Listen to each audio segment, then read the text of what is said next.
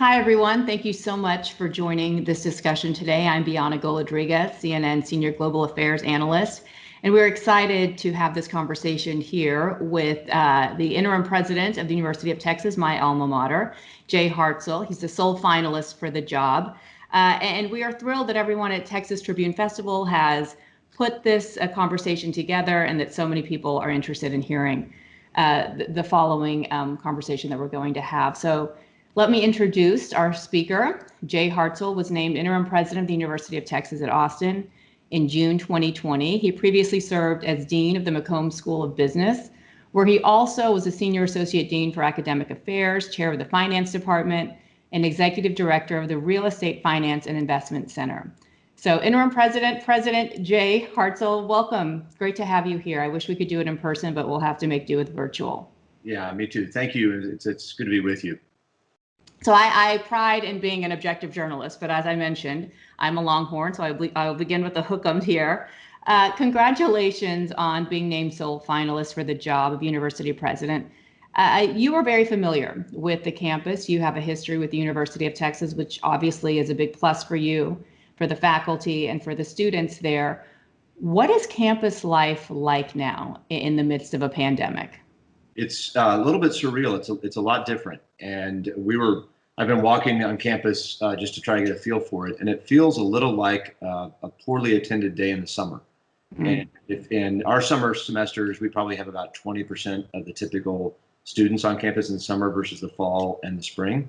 And this is even lighter than that in terms of feel. So it's a little different. We're glad the students are back. It feels better than it did in August and July when they weren't here. But it's unlike anything I've seen in a regular semester for sure. Yeah, I can imagine. In fact, I can't. I mean, I don't think anybody who's gone to college can imagine what life on a campus in the midst of a pandemic is like. And we've taken so much for granted now, and there are so many lessons to be learned. But for the university this semester, classes officially began August 26th. And I know that UT is offering 3 types of instruction. There's online, in-person, and hybrid. The majority of students are online, but you do have those that are attending class in person. Can you break down the ratios of the percentages of what students chose to do? Sure. It depends a little on how you count, whether you count sort of seats in classes, virtual seats, or you count students. One way to think about it is that about 70% of our students have 1 or 0 classes in person. So about half of them are, say 45% are fully online. Another 25% or so have 1 class in person only, and the rest would have more than 1 in person. And where I count in person as being either hybrid or fully only in person.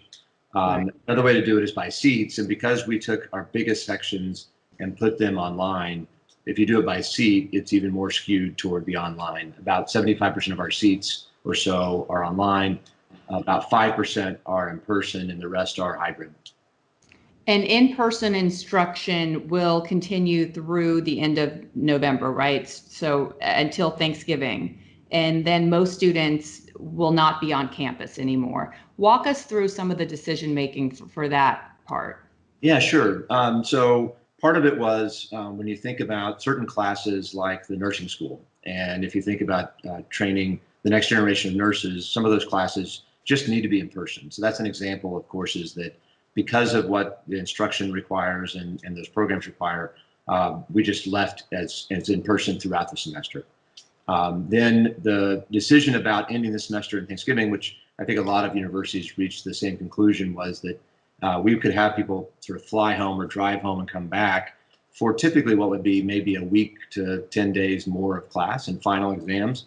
And we felt like just the additional risk that would be taken by going back and forth, potential disease spread, were just too great for the benefits of another 8 days of classes in person. So that was what led us to decide to sort of stop the in-person on campus part at Thanksgiving, just to forego that one more round trip for everybody. Yeah.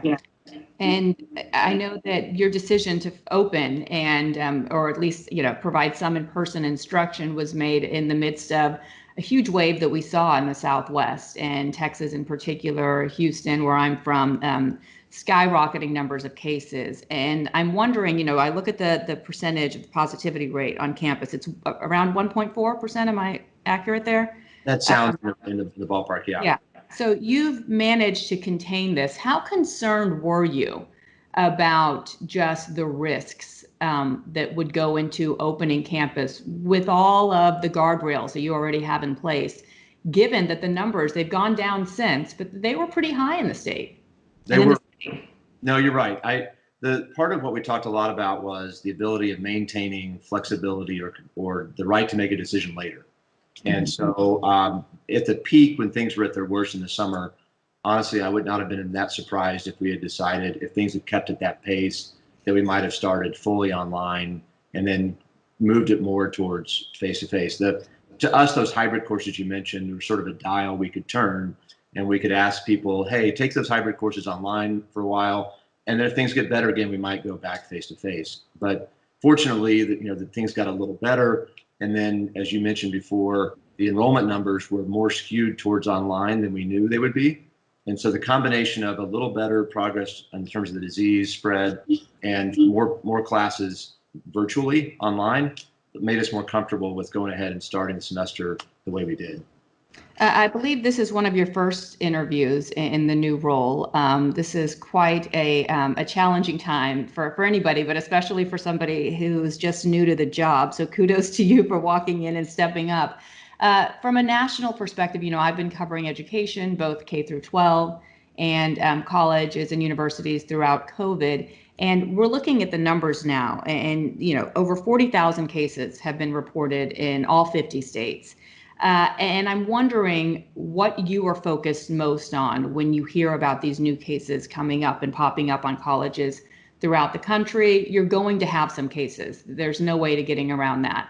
But how do you mitigate the spread? How do you contain it? And how do you make sure that you can still function in as safe of an environment as you can?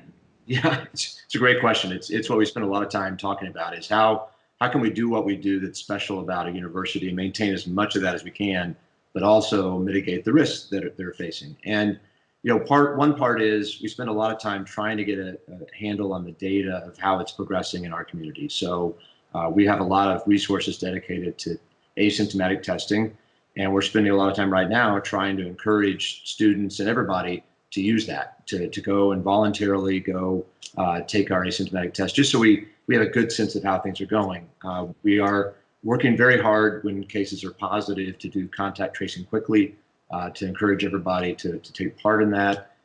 So part of it is trying to get more and more testing out there, contact trace quickly and do that well, and hopefully adjust behavior that way. Another part is just trying to encourage everybody, but especially our students, to think about it and to do what we all hope they will do in terms of behavior. Wear masks, socially distance, don't have big indoor parties with masks off, things that I'm sure you didn't do as a UT student, but I might have been to a few of those. I'm studying in a library 7 days a week, so I don't know what you're talking about. that's what your transcript shows. So no, I think some of us, we'd like them on the margins to make smart choices, and but a lot of it really, back to as we talked about the classroom dynamics, most of their time is not on campus. So it's trying to encourage good behavior, good choices for all of us, but especially our students while they're off campus, which is hard in the face of what 18 and 20-year-olds are thinking about as they think of traditional college. Right. And it's hard enough, to keep them safe and follow the guidelines you put in place, but you don't have a fortress around campus. So they come and go, and we know Austin's a very fun city, 6th Street, 5th Street, what have you. And I'm wondering what your reaction is to, in Tuscaloosa, the mayor, I'm sure you're aware, closed bars for 2 weeks. So we're seeing similar ordinances put in place in Iowa because these college towns, obviously these students are leaving campus and going out. And, the community spread is a big concern, and you've got a more at-risk population and older population. Do you have conversations with elected officials there in Austin to perhaps at least raise concerns and talk about this? Yes, we are in regular dialogue with Austin Public Health and the city, talking about this dynamic that we're all concerned about, which is you've got, and this is true for everybody, but colleges make it especially acute, where you have a younger population that tends to be socially oriented. In general, for most of that population, faces less risk personally from the disease, but the concern is they might spread it to those who are more at risk, as you mentioned. And we're in a little bit of a spot where we'd like our students to be risk averse, and in the face of this potential. So we are talking to the city. The good news so far, knock on wood, in Austin, is that we're continuing to trend down. Hospitalizations are down. If there's spread from our students to the cities so far, it's not observable in the data in a strong way. So we're trying, and today's, I don't know if we're talking about football, but today's football game is an example where a lot of the focus has been on trying to mitigate student to other spread because of exactly the dynamics you mentioned. Talk about the challenges there and the decision making that went into moving forward with football. The Big 12 obviously making decisions to move ahead. We have other divisions that decided to forego sports. Why was it important, financial implications aside, for sports to continue and football to continue? I know that you are putting in extra testing for the players, and safety measures are in place for fans. But why was this decision made in light of the circumstances? Yeah, it's a good question, and we've talked about it, at great length as a set of Big 12 presidents. Got a lot of input from medical professionals to shed light on the trade-offs and the risks. And I think there are a couple of things that we're separating. One is the question of, do you have games, and the second is, how do you think about fans? So really, the first focus of the Big 12 has just been, should we play at all? And the student athletes wanted to play if they could play safely. And so a lot of conversations were around, do we feel comfortable with the risks that our athletes are subjecting themselves to? And a few things that we looked at, we increased the testing. And so we're now testing all of our athletes 3 times a week, including a test right before the game day, so that on the field, that things look good there. For us, to give you a sense of the data, when our student athletes came back, we had a few cases among our student athletes in the summer when they were lifting weights and it was sort of unstructured. But once practices started and there was a structure and testing ramped up, we've been remarkably clean in the terms of COVID as far as testing goes. So it appears that with the structure of practice and classes and all that, and they want to play, they're making good choices. And it's felt good from a standpoint of the disease among our athletes. So that has been a large part of it. And as a Texas X, a lot of what makes colleges special. It's a special part of what we do, both for the players and the student athletes across all of our sports, but also for campus life. And so there's a sense of normalcy, a little bit of normalcy that's coming this weekend as we look at our first game, and I'm excited about that. And so, not that it's the full thing, but if you think about the structure that the sports provide for our student athletes, the fact that they wanted to play if they could do so healthily, and then what it does as a positive for our community, you put that together and we got comfortable with the idea. Look, I think that psychologically, sports have been so important in the success for sports. I think, as an NBA fan, seeing what they've been able to do with the bubble there in Orlando, and, everyone's knocking wood with the NFL as well. Baseball had some glitches going into it, and now they seem to be moving along. And I think it's a sign of life sort of going on and people taking a break from all these negative headlines. So we wish you all the best and health as football kicks off. I'm assuming you have measures in place and sort of triggers for when you would have to cancel it if you do start to see a spike in cases. Yeah, we haven't set hard triggers. We talked as a conference about continuing to stay in dialogue, and we meet very regularly to go through how it's all looking. And so we haven't set a formal idea that if something of a certain level happens, we'll call off the season. But we also realize that if enough athletes test positive, we can't have a game. And just so I think there's at least one maybe game in the first set of football games where one of the teams couldn't make it. But we are looking at the testing data, and as we said, knock on wood, so far so good. Well, I just have a couple more COVID-related questions, and then we can move on to broader topics. But in terms of the student responsibility, and students will be students, and there are guidelines and suggestions that you make and encourage. But in terms of their behavior, I'm curious as to the role of the Greek system and how you've seen that the culprit seems to be in a lot of these schools, that there are parties either off or on campus, and school officials have been working with different chapters and even asking students to move out of sororities and fraternity houses. How are things going in Texas, given how big the Greek system is there? Yeah, it's something we are spending time on, and I actually just met with the leaders of, I think it was 5 or 6 different Greek governance organizations, so different collections of fraternities and sororities. Met with them just yesterday to talk through this. And our structures university, in general, the fraternities and sororities live in houses. The ones that live in houses are living in houses we don't own, so that, and they're off campus. So some universities have more control than we might have, but these are, private organizations living in private, essentially buildings, houses off our campus. And so a lot of it has been trying to be cooperative and trying to be, communicative with them. And these governance organizations, they were feeling a little stressed, honestly, that they were enforcing rules among their own fraternities and sororities. And so I felt for them, because they were trying to do the right things for their own system. And one of the sorority leaders even said it's hard because the typical penalty that they might impose on each other is no events, but they can't have events anyway. So how do you think about kind of a system where you ask each other to not do something that they're not supposed to do, but then if they do it, what's that even look like? So they were starting to put in place public service, something that's positive for the community as sort of the quote unquote penalty if the sorority, for example, had a party. So they're largely self-governing, which I'm proud of and thankful for. But I also feel for the students who are put in that spot where they're trying to navigate how do we do right by our community with each other, at the same time governing as leaders. So the students are learning a lot about leadership themselves as well about this. Yeah.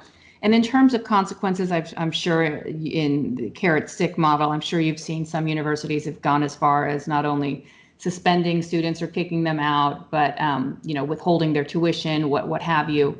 Are you prepared to go down that road if you do find that there are students who are causing risk to others and not heeding the warnings? Yeah, it's one of the other things we've gone back and forth a lot with what we can do. One part it's important, I think, for us, back to what I mentioned before, because so many of our students don't live on campus. We've only got about, I think, 3,700 students on campus right now this fall. And so we have different kinds of things we would do or be able to do from a behavior standpoint for what is happening in the city of Austin versus what's on our campus. So that's one set of considerations. The other thing that we have considered and talked a lot about is when we think about the trade-offs, we would prefer to focus on health, and we don't want to discourage testing if testing gets people in trouble. And so we've spent a lot of time trying to message that go get tested, voluntarily. We just want to know how things are going. It's not a student conduct issue.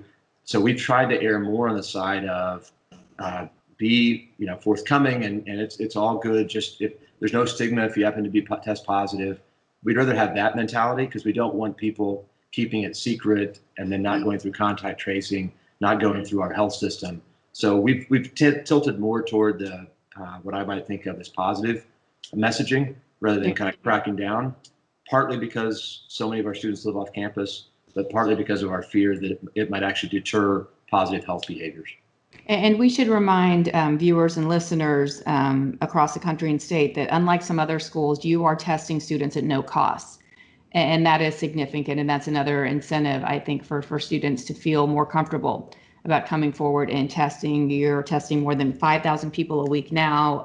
And so that seems to be the plan and model that you have going for at least, the next few weeks. Let's move to another big topic, because teachers are going to have a lot on their syllabus this year, no doubt. And social justice has been a big issue, second only to COVID, and at times even dominating the headlines. How is that impacting your role as a university president and going on down to make sure that students of all backgrounds, races, creeds feel that they're important and that these topics are going to be discussed this year? Yeah, you hit on the right themes to me, which are, we want all students and faculty and staff to feel welcome here. And, it's a very hard place to get in these days. And when a student is admitted to the university, We want them to know that we really want them, they belong here, they should feel comfortable here, and we want them to set them up for success and to take full advantage of what it means to be a Longhorn on our campus. And this summer's been challenging from that standpoint, and it's brought some things either up or back up that I think are worth being brought up. And if people don't feel comfortable here, that this is a place that they're welcome and belong, that's something we have to work on. And so there's a I hate to say a silver lining, it's more important than that, but there's a positive element to all this that I think we have a chance to make substantive progress, not only for our Black students or faculty or staff, but for all the community. So it's been difficult, it's challenging, it feels thorny because it feels like a risk that it could be divisive rather than unifying. But at the same time, I'm optimistic that we'll come out of this in a better place with our ability to be in a more welcoming campus. And this is coming in the backdrop of a very consequential election. The country is more polarized than ever before, and obviously you have various views, political and personal and what have you, throughout campus. How are you navigating that and making sure that people have the liberty to express their views, but that things remain orderly and democratic and peaceful? Yeah, it is an interesting time too, because all those dynamics and issues you mentioned, plus there aren't that many students on campus. So, which, has probably pros and cons in terms of how this might unfold from as we near the election.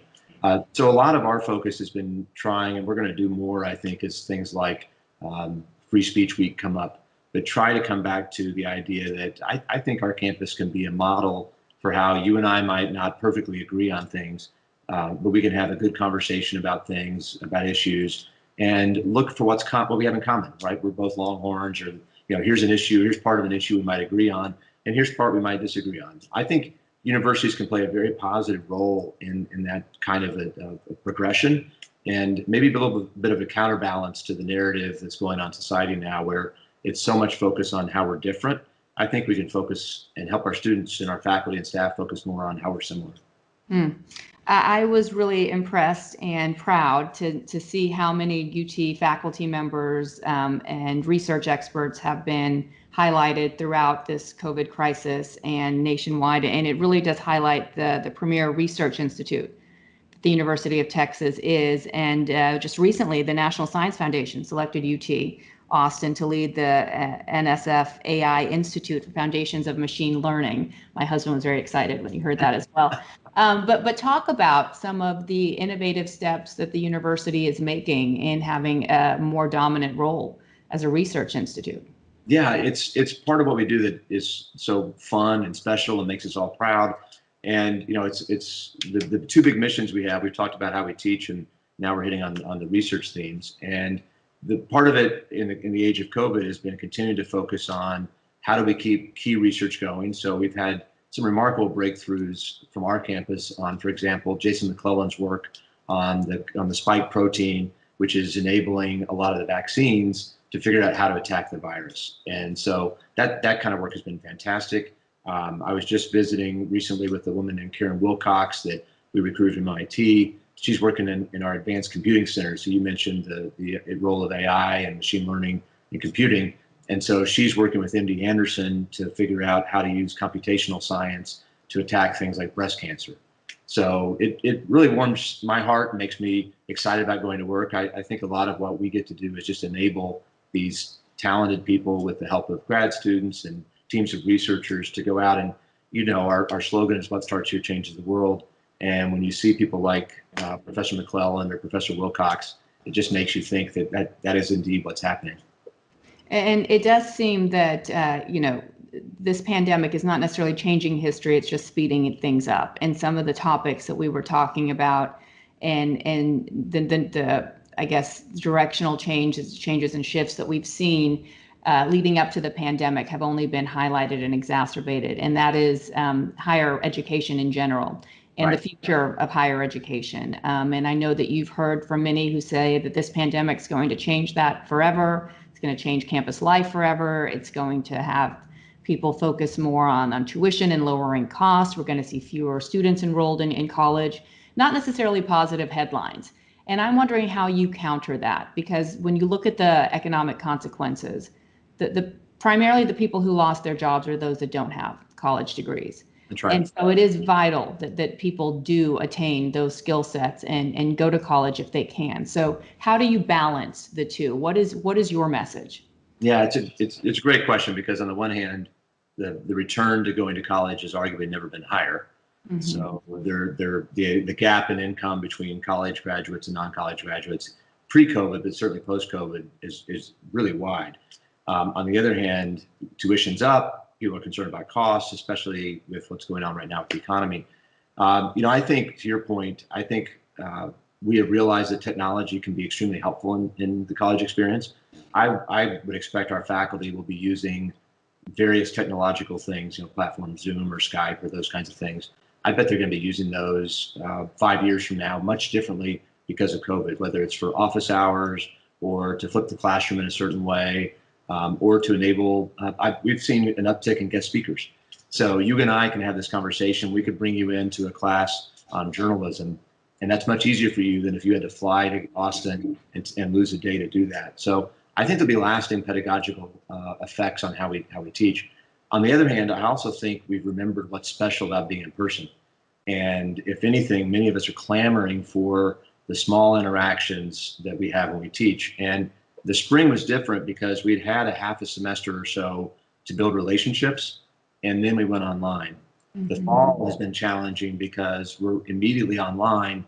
And so our faculty are having to figure out, how do you build relationships with students when they're sort of zooming in and zooming out, and that's more difficult. So I think in our case so far, I think we've seen more willingness to adopt technology that will probably stick. On the other hand, I also think there's just a big desire to go back to the face-to-face instruction that we hold so dear. And this is also coming at a time where universities across the board, but especially public schools, are hit hard from budgetary reasons, revenue costs. I know there's cost cutting at many schools, both academically and sports and what have you. As you walk into this new role, what areas concern you most going forward and looking at your budgetary plan?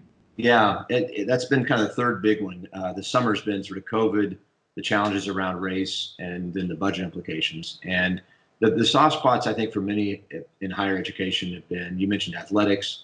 So the kinds of business that depend on people coming together. So we have a great fine arts program in a performing arts center, for example, our museums, a wildflower center. If people can't attend or go to these kinds of places, these events, then that's part of our business model that just can't take place. So that's one part. There's another part that, because of public institution, we'll rely on the state, and we'll see how the state of Texas fares. And the energy business has not been what it was pre-COVID, and that could have lasting implications for us as well. And we'll see how that unfolds as the legislative session approaches us. And then the third has been attendance and tuition. And I mean, so far we're waiting on the final numbers for our 12th class day when we report numbers, but it looks pretty good for us. And I think there's been some narrative that seems to be bearing out for us, where students might be wanting to stay closer to home. So in-state flagship institutions like ours are probably well positioned compared to some privates that are a higher sticker price, maybe farther away from these students. So that seems to be helping. But those are the big three we've been focused on, has been attendance and tuition, the impact of the state, and then these kinds of enterprises like athletics that rely on ticket sales or events. And final two questions. Do you predict that we will see consolidation among universities across the country? And what does that look like for some of the smaller schools? I know, the Harvards of the world, the Princetons, the University of Texas, you're going to be fine. Are you concerned about some of the smaller schools? I am. I think we will see it. We've seen some of it already. And the other trend that is also impacting higher education, which I'm sure you know, is demographics. Mm-hmm. So you've got a waning number of college-age students coming up, and so we knew it was going to be tough anyway, just because fewer people would be likely going to college. Another issue is immigration. If the United States is not immigrating as many international students to come to our colleges and universities. You put those together, there's just a smaller demand for what we do, and so supply is going to have to adjust. So and then COVID hits. So you put it together, and I would expect more consolidation. I think back to your comment about technology, I would expect the prevalence of sort of the online, full-fledged online degrees is going to be more of a competitive threat for the smaller schools, the lower ranked schools. I think that it's going to be more of a tale of the haves and have-nots. And, we've been fortunate as one of the haves compared to many others, but I think the have-nots are going to suffer even more as we come out of this. Yeah, I'm glad you brought up the international angle too, because that's a key part, not only for schools' tuition and for their revenue, but also just socially, right? And it speaks volumes for decades to come when people can meet people from other countries and develop relationships, and it becomes sort of, a diplomatic achievement as well. And so I'm concerned about that particular area. Hopefully we can continue to have students from around the world attend our universities. Okay, last question, and it's a tough one, so I'm really hoping you'll be as truthful as possible. You saved the best for last, is that what you're telling me? Yes. Are you having fun? Most days. And, it's funny, but the summer was rough at times, and, I was sort of just going from meeting to meeting, issue to issue. Not too much time to look up and sort of scan the horizon. But I felt like when the students started to come back to campus, we turned a corner. And it's not perfect. It's not what it normally is on the 40 acres. But some students are back. We had an event to kick off the semester. I went to our first sporting event since March last night, a women's soccer game. That felt a little more normal. So the fun is returning. And I mentioned the faculty. That's been tremendous. We had a huge win for a faculty member this week who won a prize in physics, one of only 6 ever given. Stephen Weinberg was awarded a prize. We have breaking news that's coming out that we're going to climb in the U.S. News ranking from 48 to 42 nationally. So there's good stuff coming our way again. And so there's optimism, and I am having fun most of the time. Well, I can only imagine the job's going to get easier from what you inherited and what you walked into.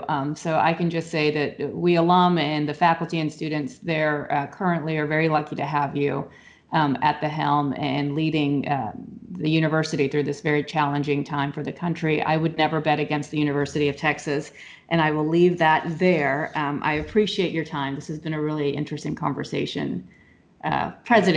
Interim President Jay Hartzell, thank you so much. And welcome everyone. You're always welcome back on campus. We'd love to see you again in person when we can, and come back home and come speak to our students and enjoy campus again when you get a chance. I'd love to. Thank you for your time. I really appreciate it. Thank you. Take care. Okay, take care.